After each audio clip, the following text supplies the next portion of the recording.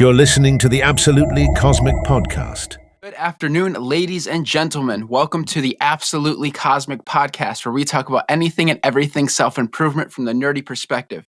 I'm your host, Joshua Salgado, and I would like to welcome a very special guest I'm excited to interview, Caitlin Cardello. Not only is she an exceptional leader, she has competed in not only powerlifting, but has run marathons. She's an exceptional leader, a fellow Loadmaster and Airforce operator. So I would like to interview her and her perspective for you guys. I'm really excited to have you on. Kate, thanks for coming on. How are you? Thanks. I'm good. Thanks for having me, Josh. I appreciate it. Thank you for those kind words. Also. You're very welcome. Well, I feel like you, I actually interviewed Jake a few weeks ago. I heard. It should be coming out soon. So, but, yeah, so it's really an honor to have you here. And I kind of we both know what a Loadmaster is and what that means as an operator. I just like the word operator, but I guess for our audience, what is a Loadmaster and why did you become one? So it's funny, I just explained this to somebody yesterday. Yeah. And I try to bare bones it because you can't really put into words what everything we do. But if you were to try generically, I would say responsible for loading and unloading the aircraft, flying, calculating weight and balance, performing airdrops, being the ones that get thrown around in the back when you're flying low. But I don't know, it sounds like, I mean, it is, right? At the core of it, it's simple, but there's so much to do, especially during deployments and stuff. Yeah. And I don't know, it's a lot of multitasking, really. Yeah. 100%. We're responsible for the whole back end of the aircraft. I know it changes aircraft to aircraft, but on ours, it's the one cargo compartment we have versus the multiple other planes have, I guess. Yeah. Yeah. Oh, sorry. And I became a load on a whim. So I joined the Guard and I worked at a pizza restaurant in the same town as the base. And a lot of the Guard members would come in for lunch or after work to have a beer or something. And I'd always end up talking to them, right? I don't ever shut up. So kind of normal. And a lot of them were like, you need to join ops. And I was like, I don't know what that means. And also there's no bonus. I'm not joining ops. I want to make the most money out of it. And it had whatever, the GI Bill, the kicker or whatever. So if you go to school and you didn't have the post 9/11, you got the extra $300 something a month. And I wanted that. And it had a bigger sign-on bonus to join as aerial port, which is also loading and unloading a plane, right? But from the ground. Yeah. And then, so I started doing that for a while, and it's not that I didn't like it. It was fine. It didn't have any involvement that I wanted. And then one day, one of the guys that was also aerial port, he was a previous Marine Corps Loadmaster. He's actually in the Texas Guard now. He was like, hey, come to ops with me. And I was like, I don't know what that means, but I will go with you because I have nothing else to do. Yeah. And we hung out. I was probably 19. Yeah, I was 19 at the time. And they have the heritage room and everyone's hanging out. And it's all, at that point, all officers because they had C-21. So there's no enlisted aircrew positions. And I was like, I'm a baby airman. I don't know how to talk to people still. But I ended up getting an interview. I talked to Tufik. And he kind of told me the things I needed to do to get an interview. So I did that, got one, I think a couple drills later, got hired 3 weeks after that, and then went to school 2 months later. So it was really because of this guy's name. His name's Josh. It's a Texas Guard load now. It's really because of him. I had no idea what I was getting myself into. I remember the interview, but those people on the board didn't know because they were C-21 or prior A-10 pilots.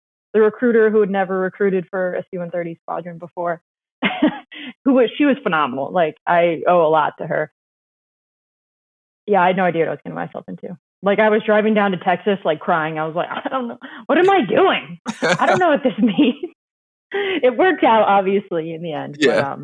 But, that's why I became a load. It sounded like a good idea for 19-year-old Caitlin that had nothing to tie her down. And I wasn't quite ready for school yet. I was making excuses.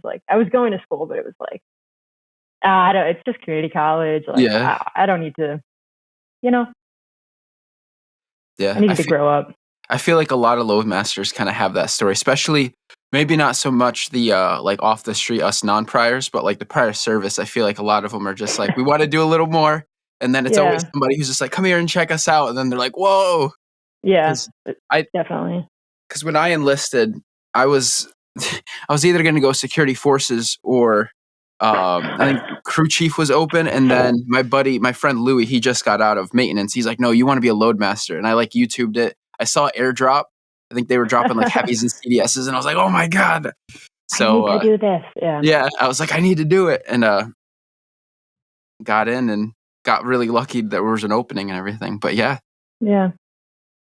that's awesome, Kate. I appreciate you sharing your story. So kind of, I guess, piggybacking off of that, what's a memorable or impactful experience from your time as a Loadmaster, whether it's deployment, maybe a TDY, and for the audience, a TDY is like a trip, a training trip or something of that like?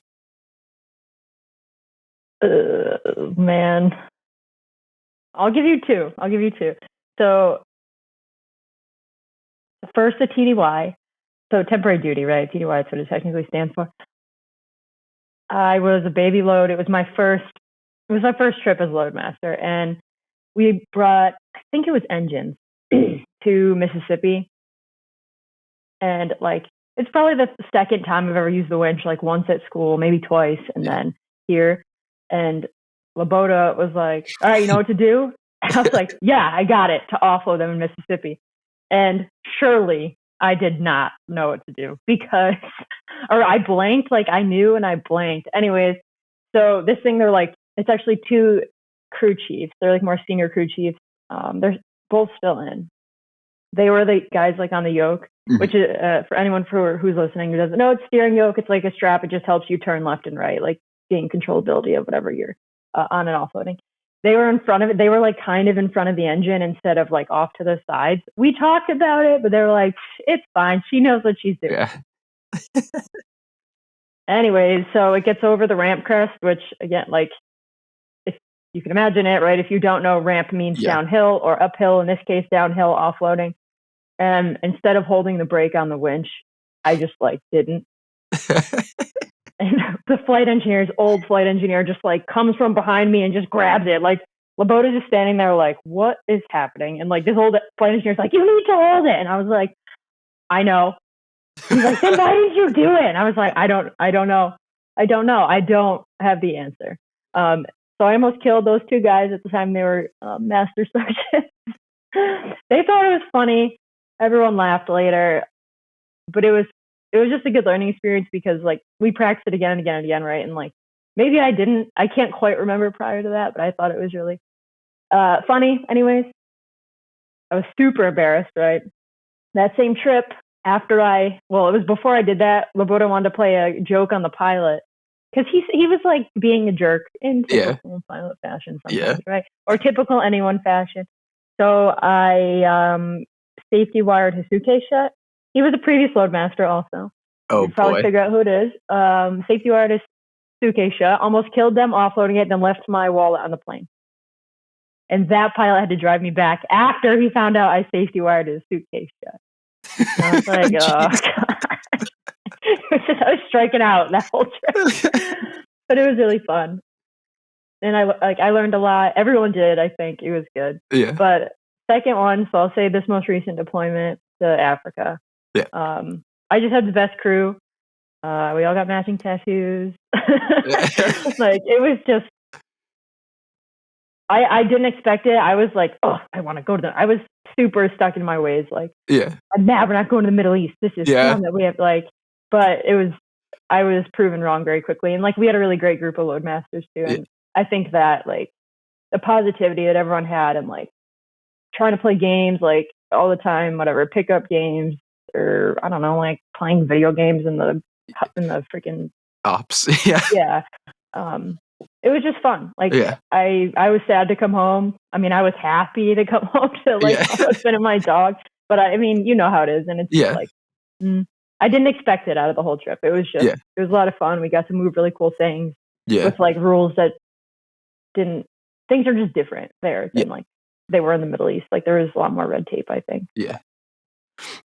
I feel like the mission there was really cool too. Cause like, I remember we were moving an up armored Land Cruiser, and there's this old like E8, and I didn't realize he was a SEAL at the time. But he comes in the back of the plane and he's just like bent over. He's like, "Oh, my knees." He's like, "When you get my age," he's like, "I'm too old for this." And he's like, "You mind if I kind of stretch out over here?" I'm like, "Go ahead." So it was me and our chief. I don't want to, yeah. And we're talking with him and he's like, "Yeah, he's like, what do you plan to do? You're a guardsman.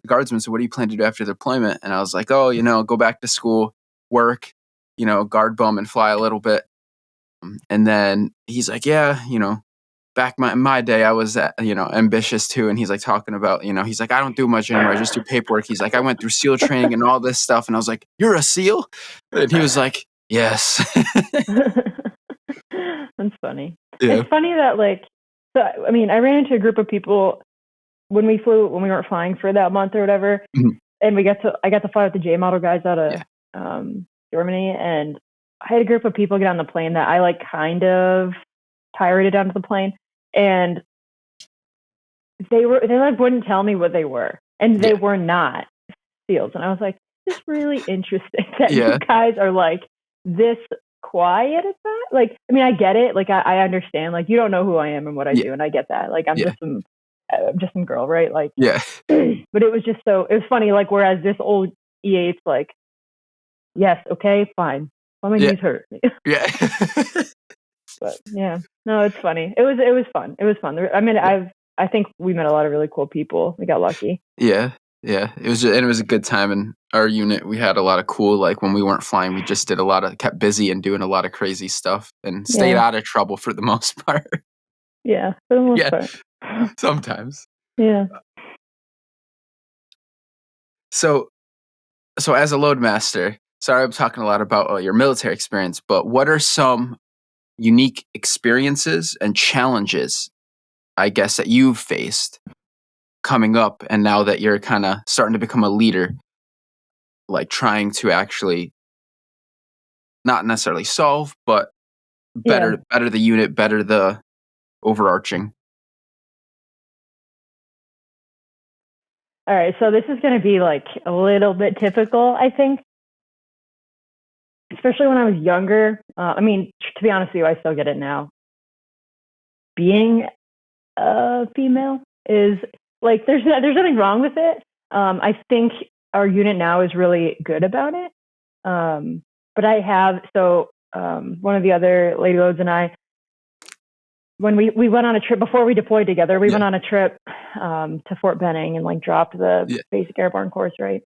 And I was talking to one of the jump masters. This is very, very recent. This is February 2022, a very recent example. He came clean to me and was like, when we saw you guys open the ramp and door, we were like, "Damn it." And I was like, "What?" And he was like, "Yeah, well, you never really know what you get when you have women." And I was like, "Oh, jeez. Do you do the same thing to men then? When you have a young guy, are you like, oh?" And he's like, "Well, no, I know. It's not really right." And I was like, yeah. And she did such a good job with the retrieval system. Yeah. The tow parachute retrieval system, because how we run through it or whatever. Yeah. For people that are listening and don't know, there's ways to retrieve parachutists if they get towed, and we practice it when we drop, but not on people, on parachute. Yeah. We use it on people if we have to, but we practice it to be "Hey, look, we got this," and also it's important to know that we know how to use it, right? But she did it to be honest, I've never seen somebody. She did it early in the day, not at last drop. She did it last drop, first pass. Oh, damn. Yeah, or first lift, I should say. Yeah. And it was very, very smooth. And luckily she did that then. Luckily that's when we chose to do it, because it changed their idea of what was I think of what the outcome was with her and I. And it made the trip a lot better. Not that it was bad or anything, so it was the beginning, but when he said that, I was like, and then we ended up we won their hats for doing something super fast. So that was awesome. But so I honestly, being a female has been one of the harder parts. I've had people be they try to help. A lot of people try to help. My first deployment, I deployed with a crew that I didn't know.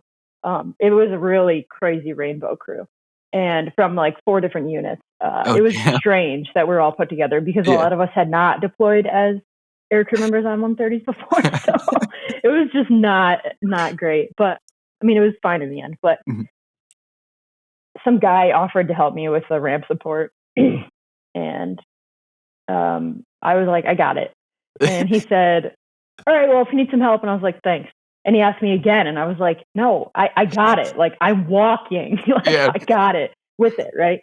Yeah. And he asked like one more time, like he would not stop. And I was like, can you just stop? Like, leave me alone.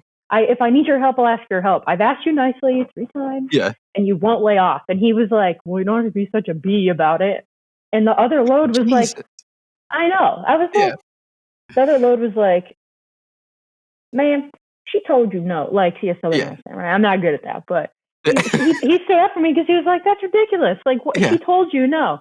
Okay, small examples, right? But even like some previous leadership definitely had issues, I would say, with like females. And I took a large brunt of it, I would say. I mean, I was the only female load until Nicole. Yeah.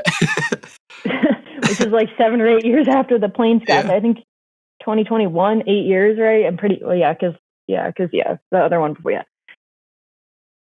And don't get me wrong, like I'm super lucky for a lot of the guys that we have, and like a lot of them are like brothers to me, and that's awesome. But like, as much as you could want to like try to understand, it's really hard to understand what it's like to be like the only female, but or like a female, but be the only female for a long time.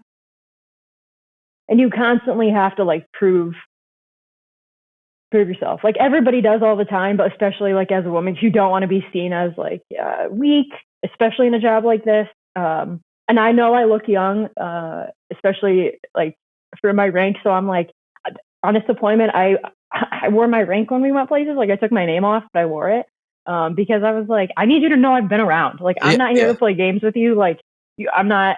This isn't new. Like which is that's a me problem, right? That's my insecurity a little bit, being like I don't want to deal with your nonsense because of people like that jump master, right? And I did see it on the deployment a little bit in the beginning, but as soon as people saw Nicole and I like do the things we did.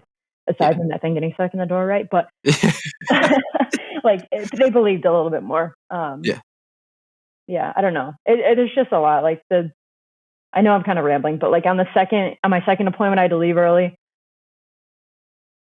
for like a ridiculous reason. And the year and 4 months that came after it was the biggest nightmare of my life. To the point where I didn't fly for that time, and like the person that probably should have been helping was like actively trying to not allow me to fly again. And like that sits with you, and to the point where people would be like, oh, you have to prove yourself on this next one. And I'm like, I just did one 9 months prior to this. Like I made the right call, first of all, by asking you not to fly one day. And that's all I did. Like everybody else blew it out of proportion. Like all I did was say like, hey, can I sit this one out? And so like I've had a lot that, first of all, that took me years to get over. I don't know that I am. I still have some feelings about it some days, but it's enabled me to help people a lot more, like learn from my experience and be like, okay, well, I know that this is nonsense. We need to figure out a way through this, right? Or like other people didn't have to get sent home in the same manner. So like even that's a small win, I think I kind of got away from the point of this question, but like being a lady in air crew in a world where there aren't a lot of women is a challenge sometimes. And I appreciate, and I appreciate all the like great friends that I have and like older brothers and stuff I have because of it, because a lot of them are very protective, I would say, of me and the other women we have now. It's just hasn't always been easy. I'm not even going to say it's easy now. But yeah. Yeah, I think there's, I mean, like, I don't know, since I've been in a short time compared to you or any of the other leaders in our section, but I think like our military as a whole, the culture is kind of changing a bit in certain ways. So like, I think with any organization, you have the people who are super senior, I guess, and most of them that are really exceptional leaders understand how things change and evolve over time. But I think sometimes there's some people that are just kind of stuck in that same old fashioned way. And when it comes to the military, you think, oh, military, big macho, like 6 foot, 300 pound, like dudes ready to go kick in doors. And like women serve too. I think in the past few years too. I mean, I haven't read too much, but I've seen articles where women are passing like, special forces courses, pipelines, things like that, ranger school. It's like more and more. And I think it's just like kind of what you said, just that kind of breaking down, I guess, barriers. Yeah. And, there's a lot more like, I don't want to say like, people are more conscious of it now. And there's a lot more groups like the Women's Initiatives team. They're really great, like very helpful to like women that are serving. And it's funny because a lot of people are like, why do we need to have a women's team? Imagine if we had a men's initiative team, this would be ridiculous. And it's like, there are though things like that, like for men. So it's an interesting like place to live because I completely agree. I think if women should have like certain things that they're allowed and whatever, like men should have like some allowances, not some, like certain allowances too. But like a lot of people that are saying that also don't understand that like a lot of our rules and regulations and things we follow were written in like the 1920s, 40s, and like 60s. And it's okay to progress. Like I think I have my own personal line, like we all do, where we think like, okay, this amount, like this certain thing is good, but like this is pushing it. Like even when we changed our hair regs for women, I was like, this is so unprofessional. No, it's not. It doesn't look any less professional, right? Yeah. Like people's hair look crazy sometimes, even when it wasn't supposed to be just up in a ponytail. Like it's just the way that we think, right? Yeah. But I mean, you're right. There's a lot like it's a progressive, like a more progressive military, I think, than it used to be, and which is good for everyone, really. But and I mean, even if you look at like, I think the IDF Israel, they have women. Like women are very active in like the special forces, the sniper community, and they're like kick ass. Like I've heard stories, and when I've worked construction previously, they would talk about how like female welders are sometimes better than men because they have steadier hands just because, and they're more like focused, whereas men, we might be a little less steady and stuff like that kind of thing. I know that probably doesn't make sense to relating, but it's like, no, it does. Yeah. You know, what you're saying. Yeah. Yeah. I mean, it's the world changing too, right? Yeah. Like women were counted out for whatever period of time, or they're the caregivers or the homemakers, things like that. At least very specific to the United States, right? Even from like, I mean, probably up until the 70s or 80s, when then you started to see like a pretty big change. I guess the pendulum swinging another direction, but I know it hasn't always been easy. That's it. It's better than it used to be. Hasn't always been easy. And having to argue like points in briefings to certain people is what like continues to make it very aggravating. But, yeah. Anyways, I can imagine. So I have another question, I guess more transitioning into some more of your athletic pursuits. I didn't even know like you ran marathons and I know I asked you about powerlifting on deployment because we were all lifting a lot. Yeah. But I didn't know, Jake told me like, because when I told Jake we were running the marathon, he was like, yeah, Kate's run them before. And I was like, what? So I didn't even know you powerlifted, ran marathons, and then, you're in the service. So that's a physical fitness like thing we need to keep up in itself. I guess, how do you balance all that? And then how has that influenced, like, I guess, your day-to-day and your military perspective?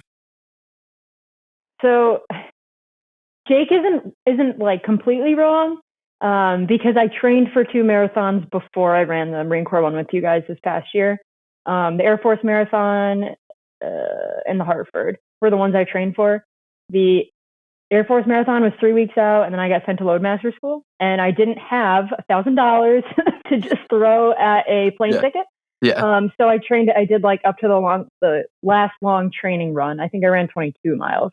Okay, that's still That's still so I didn't run that that would have been the Air Force Marathon. I actually was going to do it with security forces from Connecticut because their previous the previous chief, now the command chief from Connecticut, is like super into marathon running, and I sort of talked to him, and then I think their chief prior to him, who's retired now, his name's Chief Smith.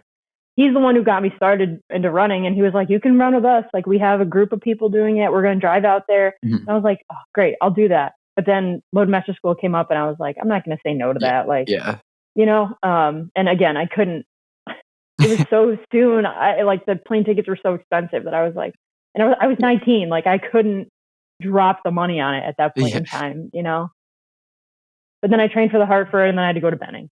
And like Benning leaves, I think we left on, I don't know, whatever the day was, it wouldn't have worked out. And the superintendent at the time was like, you can run a marathon anytime. You need to go to Benning. And I was like, okay, sure. Yeah. What am I going to say? No, I was a senior airman. Like, what am I like? You know? So I trained for 2. I did both long runs, but I didn't actually run them. My first one I ran was with you guys, was the Marine Corps Marathon. I don't know why. I ran cross country in high school and I loved it. I just wanted to do it to say I did it. I think to like experience it and see what it was like also. But I switched from running to powerlifting when I couldn't open the parachute door in flight one day. It was the old doors, which are lighter than the new doors actually, but they were rigged. Yeah, the circular windows. It was like not rigged properly, and I could not, like, I couldn't get it open. And it was just the absolute most embarrassing thing in the world. I would never tell Traff that, but I actually went to Mitch and Bobo, and then I knew they lifted, and I was like, "You guys make me stronger to be stronger to be in this plane." And they were like, "Yes, come lift with us," and that's how I started lifting. Oh, cool. Yeah. So I was bad at it. I was super bad at it. I actually bombed out of a base wide lifting competition. Like I walked out of it and was like sitting alone in a corner because I'd like practice for it, but I was so nervous. And because all the people that like, I don't know, all the people in that float, I like, it was right after I came home from that deployment, not right after, it was a couple months after I came home from that deployment. So like my confidence was shot, like all of the things. So 2018, I was like, I'm doing this. And that's when I started. 2018. No, I lied. Later in 2017, like an actual like sanctioned one, not a base one. 2017, 2018, 2019. Okay. Yeah, I don't know. I wanted to do it because I was like, this plane beats you up, and I need to be strong to stay in it. And I just started like, I like seeing myself get stronger. Like I know you understand. Yeah. And so that's why I did it. I don't know, like I like to have goals to aim towards, and it helps me focus better. You know, it helps me focus in all like other parts of my life too. Mm-hmm. So if I have a goal and I'm like actively training towards it, it makes it a lot easier than just being like, I'm going to go for a run today. Yeah. You know, 100%. But yeah, that's why I did it. I needed to stay strong. Like again, you know, like you're going to get hurt if you don't work out or do something, and then you fly in that plane. You'll get hurt eventually. Yeah, it throws you around, and it like. So I didn't realize when I had a few, like I was in tech school, and it was before I got to the flying portion. And even back here, there's a few, like Brian and James were ahead of me. So they're like, you don't realize how much that plane will throw you around. And like you'll be doing something and you just that little shake and you're just like, whoa, whoa, whoa. So like, that's kind of why I started lifting in tech school too. Cause when I got to the flying portion, I was like, yeah, I need to like get a little stronger. Cause I'm just, I felt like a piece of like grass getting thrown around in the wind, just like that's how strong it was, and kind of been sticking with it. Yeah. I know the very first flight I had in tech school, it was with, actually, I don't know if you flew yet with him or if he retired by then, but he was like the previous ops group commander, like a couple ago. He was the very first pilot I ever flew with in Little Rock. And my friend Cody that passed away flew with him before I did. And I definitely surprised him because Cody was like, he's going to ask you these questions. These are the answers to the questions he's going to ask. And I was like, okay. So I answered them right. And he was like, oh, someone told you my trick. Yeah. Well, that was like, I should have known from that very beginning, like, listening to Cody be like, I hate this guy. Yeah. So like for whatever reason, Cody didn't actually know him, but like flying with him, he was like, I hate this. I was so tired from my first flight in Little Rock that I came home. I went home and slept for like probably 9.5, 10 hours. I was like, man, I am not built for this. Because that freaking pilot, he literally did I'm going to show you what I can do, but you can't do this yet. Like the first time I ever flew on a plane, he did that to a co-pilot. I was like, Jesus. And like, now that when I learned his personality, you're like, okay, I understand, but not that it makes it okay. But like, I should have known then that I was like, I need to be in better shape. Like I need to be stronger. And when it beat the crap out of me to the point where I was like, I need to sleep for 10 hours to make up for this. But yeah, no, it really does. And like even on deployments, you saw, I'm sure, Mhm. like especially when you're moving really fast, trying to get things in Mhm. and out, engines running, like you're bumping into things. You like look Yeah. down and you're just bruised.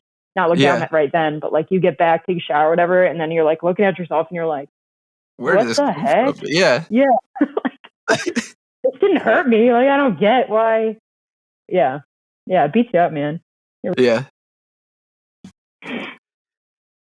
So how do you so my question is with all the training that you do, being not only and like being a guardsman, we're kind of like the citizen airman, you have a lot of these athletic pursuits. How do you maintain that resilient mindset to just stay in the game and keep moving forward and crushing it?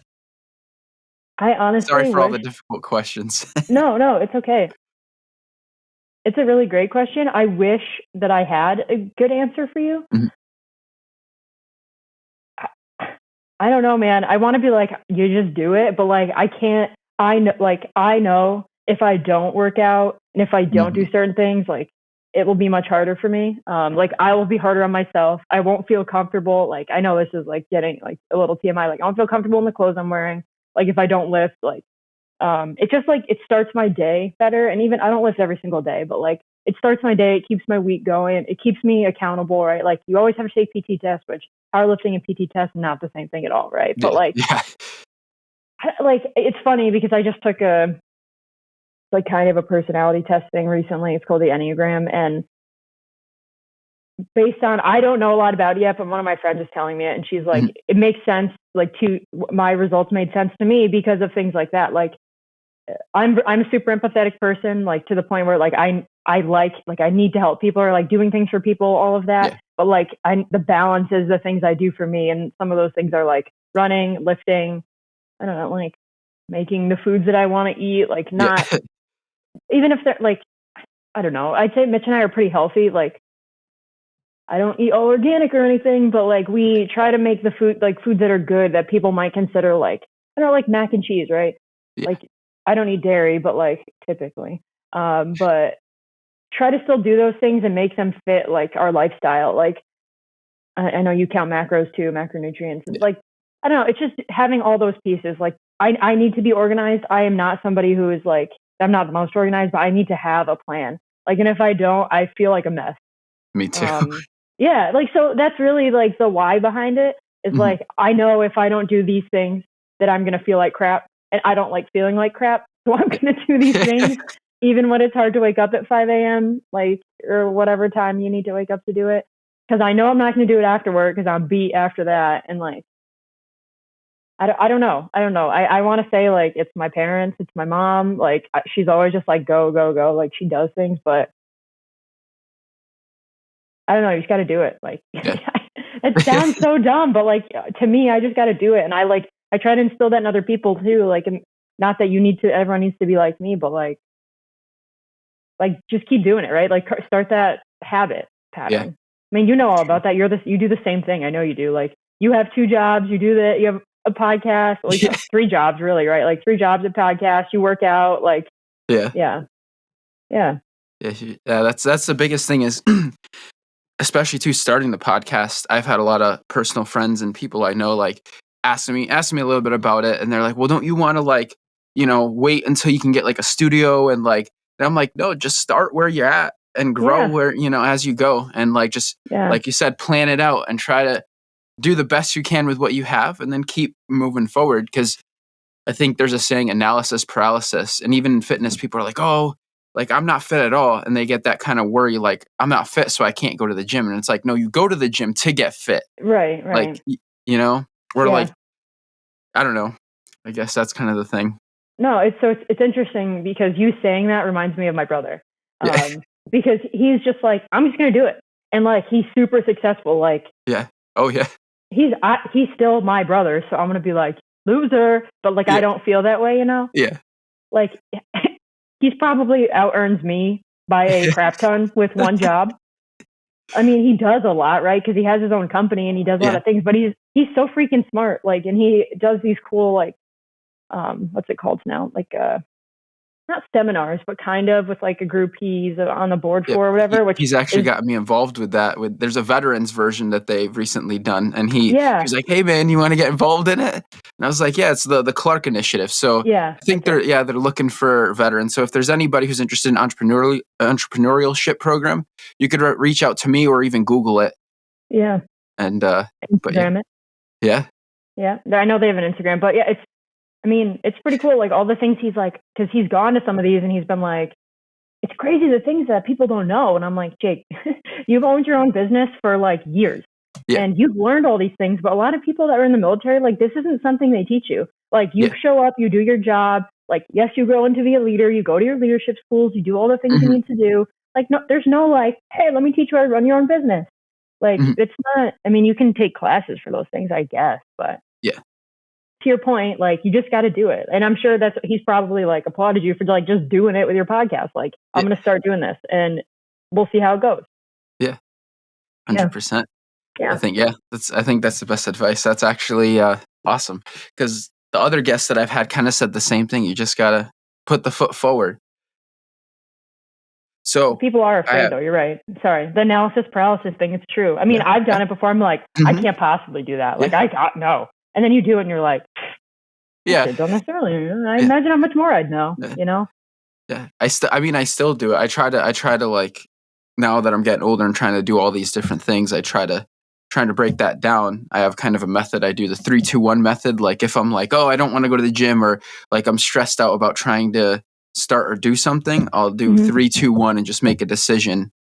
And it's usually the thing that I know I need to or want to do. It's just that it's all the what ifs. Like, what if it doesn't work out? What if this, that analysis paralysis kind of thing. Yeah. No, I actually really like that.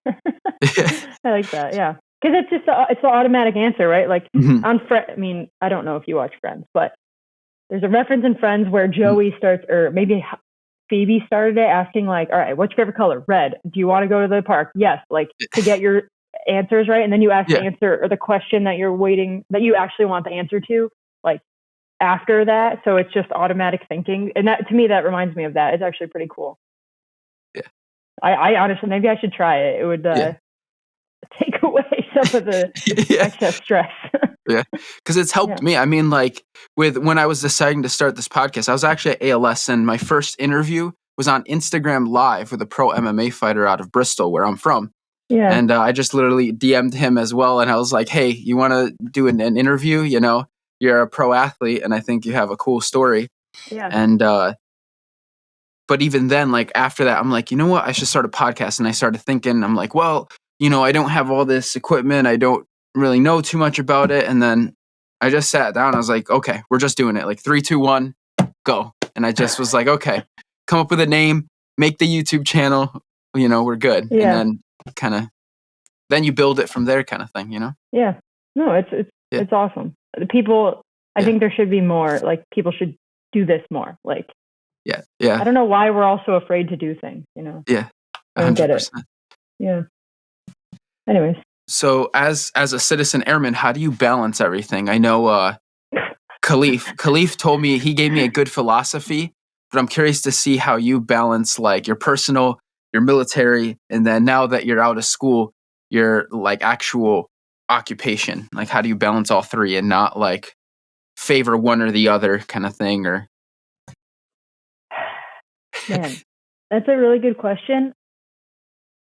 I'm going to be honestly, by not doing it right multiple times is how you learn to balance it. And I couldn't even tell you that right now I have it all figured out because like I work far from where I live, like my civilian job. I mean, so there's a lot of pieces to this. I wouldn't have my civilian job if I didn't have my military job. And I just know that. So I love my civilian job. I'm a mission assurance manager for a defense contracting company. It's awesome because it all plays into like the same piece in the end, right? Like all part of the same puzzle in a way. But I love the military. I love flying, even though some days I hate it. When it just like absolutely kicks your butt and you get off the plane and you're like, this is a word. Like I look like I fought a war of my own today. And I know so my boss is very, very supportive. My civilian boss is very, very supportive of the military, because he's like, his philosophy is we hack the mish here, like at my civilian job, we hack the mish, and you're part of the mission, like here and there. And if you got to go do that because that's the mission we support, like you do it. And like I've never had somebody that supportive as like my previous boss was good, but like he understands it, and I could not like. I wish I could get him to fly on one of our planes to like show my appreciation for him because like he is just great. But I favor like I will not leave. I will walk out of my office at my civilian job to purposely take military calls because it's just that's maybe not like the right way to do things like per them. But I do have breaks and stuff, so I'm like, you know what? If I can do it and I can help like one piece move along the military, like when I'm not there, I'll happily do it. Yeah. I don't know. Like I really wish like I had the right answer to this, but I seriously think by doing things wrong is the only way I can do things right. Like looking ahead at the schedule because I don't, flying is hard. Like, I mean, it's not hard, but like it's a perishable skill. Yeah. Like I guess hard in that sense. So you can't just fly like, in my opinion, as a C-130 load, you can't just fly once a month. You need to fly multiple times per month. And because I live so far from Connecticut right now, like it's not feasible to go up multiple times because I'm not made of money, right? And like they're not going to pay for it every time. So like by taking long breaks, like a week, a month, a week, every other month, whatever it is, and then going up like to supplement in between, is kind of how I balance at least the flying side of it. Yeah. And my job can go on without me at Northrop, right? They can. I'm a number, just like the military, right? Like when everyone retires, don't get me wrong, I appreciate everybody, and I think we all are happy and like appreciate our friends and the things they've done. But like once we retire, like the ship keeps sailing, like everything keeps moving. And I have no doubt my civilian job is that way too. Like if I left tomorrow, they'd be like, "Oh, gotta hire someone else," and then they'd be back to business. It's not. I think having that perspective too has helped. Yeah, because I don't want to say like I've definitely put my relationship, I don't want to say on hold, but like it's hard. You have like long ass days. My days are, I mean, they're not that long, I guess, but they're 10 to 11 hours typically with like the drive working because we do like 980. So it's like 9 days in 2 weeks and 9 hours a day for 80 hours, right? For the 2 weeks. But I mean, I'm lucky that Mitch understands a lot of it because he's also a load, but by like realizing, like taking a step back and being like, crud, we haven't gone on a date night. We haven't done this. I am just going home and making dinner and going to bed. Like, we are not like talking, and like, again, by messing things up, you're like, okay, I gotta be better about this. Yeah. I'm sure Khalif had a much more like eloquent philosophy because it's Khalif. But mine is like, I've just messed up things a lot, and that's how I know the things I need to do now. And like, I'm not even going to say it's perfect all the time, Yeah, 100%. Well, I think there's a few things that you said, and I really like that. I think I just want to kind of repeat it, but I think you said you figure out what the right thing to do by doing all the wrong things. You know what I mean? And it's like, you just keep going. And then when you make a mistake or like you realize you need to shift a little bit. And then you talked about how, like, I think this is another thing that's important is like you and Mitch, your significant other, your family, right? You realize, I haven't gone on a date and I haven't spent time in that personal relationship realm, and then you start kind of catering towards that. And I think I think your perspective is excellent. Like just balancing it as you go. There's never really a right answer. And that's kind of what Khalif said too. He said that sometimes in life you're going to have a certain season for one thing, certain season for another. And you realize like if you haven't paid attention to this sounds bad, but pay attention to your family or haven't as much time to spend with your family or personal relationships, maybe shift a little bit towards them or maybe your academic pursuits. And I really like that saying, you figure out the right thing to do by doing all the wrong things. That's really cool actually. It's like embarrassing to say, right? Because it just admits like, I know I mean, it's not bad. Like failure isn't bad because we learn from it. Yeah. You're like, I have failed at work, both of them. Yeah. I failed in my relationship. And you're like, luckily the person there, probably like other person in the relationship is like, I've actually failed this too. Like we gotta be better, you know. And I guess that's the hope of it all, right? Like I think everybody understands juggling a lot of things. So like even when people are like, man, I got a lot going on, everyone's like, I feel you. Like it's okay, you know. Yeah. Like you're good. We get it. Yeah. And I think, I mean, honestly, like you're like, I fail at a lot of things, but I think the only time you ever fail, this is something I'm coming to try to learn in the past recent time, like, you know, few months to a year, is like, the only time you ever fail is if you give up or you quit or you're like, I'm done. Yeah. And if you make a mistake, if you fail, you don't hit a task or a goal, I mean, you just keep trying until you do, I guess, you know? Yeah. As long as it suits you still, right? That's another, I think there's this, I don't know who said it. I think it was like Dana Lynn Bailey, or I don't remember who, but it was, I have a shirt actually that says fail forward. Yeah. And I actually really like that, like, cause it's true, right? Like, and it's exactly what you're saying. Like, okay, like learn from failures, but keep going. That's failing forward, right? Yeah. 100%. So I guess I'll finish it off with one last question. If you could say anything to impact or inspire someone, maybe like a younger version of yourself or someone in your shoes, looking to either become maybe a future Loadmaster, pilot, you know, anybody in the air crew or military field, or entering their first, you know, athletic pursuit, whether it's powerlifting, marathon running, what would you say? I mean, I think it depends, like, what, I don't know, to that point, like what season of life those people are in, right? Like, so if it's specific to the military and like flying or anything like that, if I could say something to younger Caitlin, or just a younger, I'm inclined to say like a younger female, but I can say like younger anyone, like a younger airman, like don't be afraid to ask questions, which is easy for somebody like me to say, right?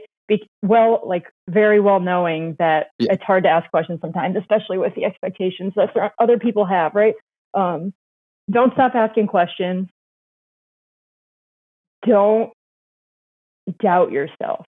It's okay to like second guess sometimes, or like take a second look, but doubting yourself creates so many more problems than solutions. And it's often us being our harshest critic, right? Yeah.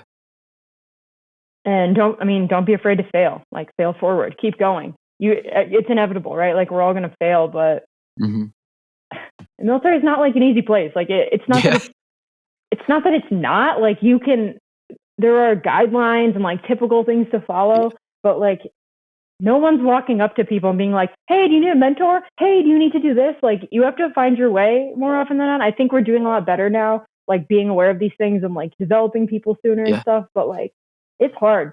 And you all of a sudden are a staff sergeant or a tech sergeant before you know it, and you're like, how did I just become an NCO? Like I've not been here, but I've been here, and I don't know the first thing about leadership.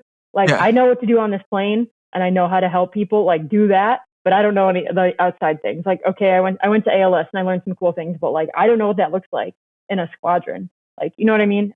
Yeah. It's just don't be afraid. Like seriously, ask as many questions as possible, and find people that you feel comfortable asking those questions to. Right? Like there are certain people I wouldn't go up to and be like, "Hey, give me your inputs on blah," just because they probably don't actually want me to talk to them. You know what I mean? But yeah, I don't know. I don't know if that's really exactly what you're asking for, but it's kind of if I could talk to younger me, that's what I would say. Like, especially like no self-doubt. Like we gotta get that away. Yeah. Yeah. I think that's definitely good advice. Like that's